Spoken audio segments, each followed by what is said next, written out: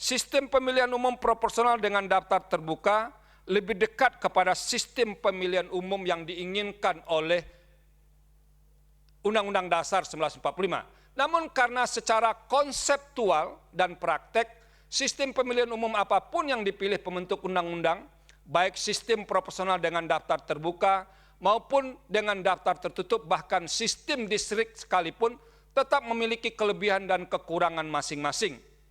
Oleh karena itu, sebagai pilihan pembentuk undang-undang dan tetap terbuka kemungkinan untuk disesuaikan dengan dinamika dan kebutuhan penyelenggaraan pemilihan umum.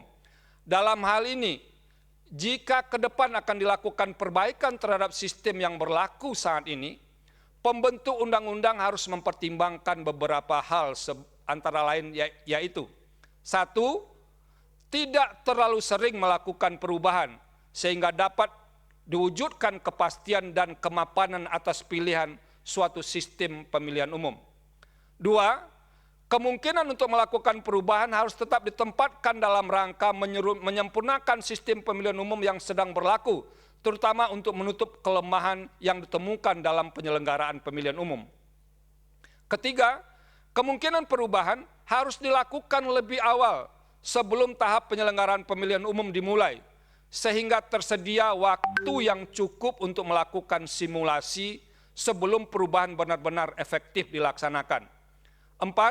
Kemungkinan perubahan tetap harus menjaga keseimbangan dan ketersambungan antara peran partai politik sebagaimana termaktub dalam pasal 22 ayat 3 Undang-Undang Dasar 1945 dan prinsip kedaulatan rakyat sebagaimana termaktub dalam pasal 1 ayat 2 Undang-Undang Dasar 1945. Dan 5.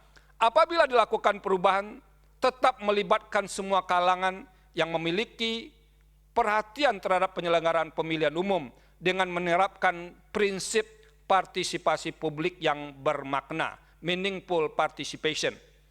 Menimbang bahwa berdasarkan pertimbangan terhadap implikasi dan implementasi dalam sistem pemilihan umum proporsional dengan daftar terbuka, serta original intent dan penafsiran konstitusi terhadap pemilihan umum dan sistem pemilihan umum sebagaimana telah diuraikan secara lengkap di atas, maka dalil para pemohon yang pada intinya menyatakan sistem proporsional daftar terbuka sebagaimana ditentukan dalam pasal 168 ayat 2 Undang-Undang 7 2017 bertentangan dengan Undang-Undang Dasar 1945 adalah tidak beralasan menurut hukum untuk seluruhnya.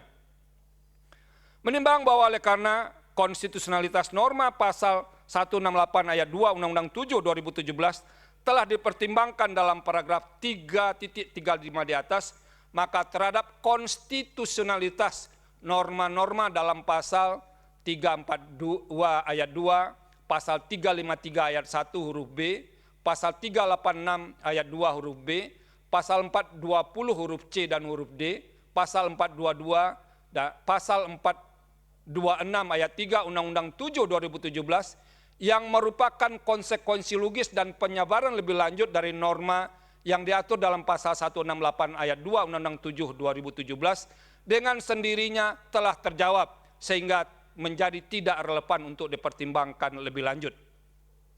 Menimbang bahwa terhadap hal-hal lain tidak dipertimbangkan lebih lanjut karena tidak ada relevansinya. Konklusi. Berdasarkan penilaian atas fakta dan hukum sebagaimana diuraikan di atas, Mahkamah berkesimpulan: 1. Mahkamah berwenang mengadili permohonan akuo.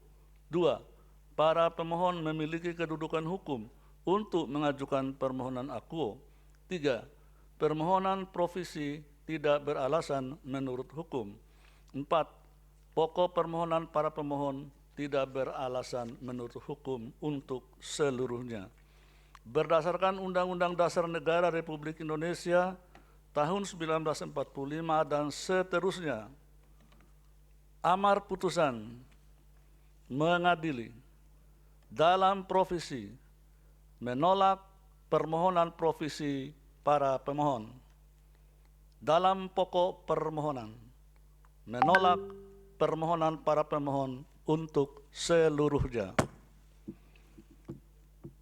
Pendapat berbeda dissenting opinion. Bahwa terhadap putusan Mahkamah Konstitusi aku, Hakim Konstitusi Arief Hidayat menyampaikan pendapat berbeda, dissenting opinion, dengan pertimbangan hukum sebagai berikut. Silakan.